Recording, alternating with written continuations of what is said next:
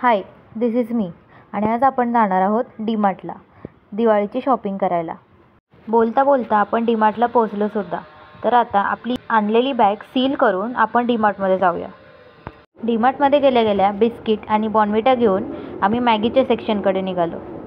Maggi तर घेतली. आता आम्ही पुढे निघालो. पुढे गेल्यावर आम्ही घेतलं रवा, मैदा आणि पुरणपोळीसाठी लागणारी डाळ. दिवाळीच्या शॉपिंगमध्ये कोणीतरी 2 फ्रुटीच्या एवढ्या मोठ्या बॉटलसुद्धा घेतलेल्या. डीमार्टमध्ये तर आम्ही भरपूर वेळा गेलो आहे, पण असं ट्रॉलीमध्ये बसायला आम्हाला कधीच नाही भेटलं. डीमार्टमध्ये इतकी गर्दी होती की सामान पटापट संपत होतं. गोण्या भरून सामान आणून टाकत होते, पण ते पटापट संपत होतं. आपण किती पण मोठे हो, पण डीमार्टमध्ये किंवा दुकानात गेल्यावरती कोण कोण असं करतं हे कमेंट करून नक्कीच सांगा. मामी बाकीचं सामान घेत होती, तोपर्यंत मी शूट करत होते. रात्रीचे 8:30-9 वाजले होते तरी इतकी गर्दी होती.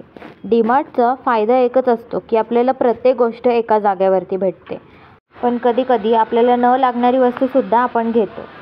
भरपूर सारे मुलं असे ट्रॉलीमध्ये बसलेले होते. MRP पेक्षा कमी प्राईज असलेले, म्हणजेच डीमार्टच्या स्पेशल प्राईजमध्ये आपल्याला प्रत्येक सामान भेटतं आणि तेच सामान आपल्याला दुकानामध्ये MRP वरती घ्यावं लागतं.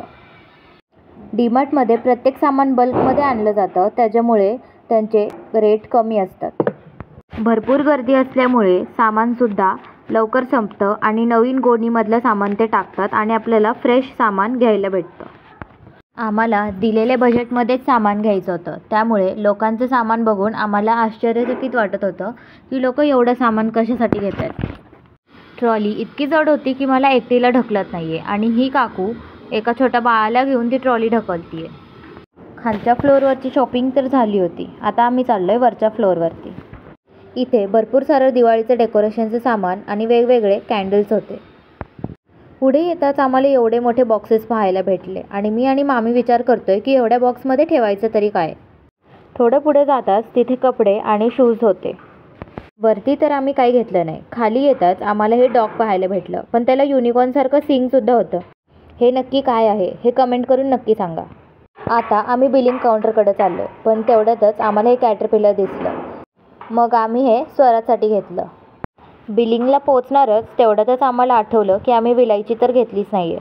मग मी पटकन आले विलायची घ्यायला आणि प्रत्येक इंडियन मेंटॅलिटीनुसार जे मागचं प्रोडक्ट असतं ते चांगलं असतं, तर मी पण जे मागचं पॅकेट आहे तेच घेत होते.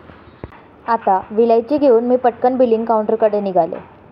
आमच्या पुढे जो माणूस होता त्याचं बिल तर एवढंच झालं आहे, पण आता बघूयात आमचं बिल किती होतं आहे. ऑफकोर्स त्या माणसाचं सामानसुद्धा थोडं होतं, म्हणून आमचं बिल जास्तच होणार होतं. तर सामान घेऊन आता आम्ही घरी निघालो आहे. तर तेवढ्यात आम्हाला ही एवढी मोठी ट्रॉलीची लाईन बघायला भेटली. तर आजचा व्लॉग तुम्हाला कसा वाटला हे कमेंट करून नक्कीच सांगा.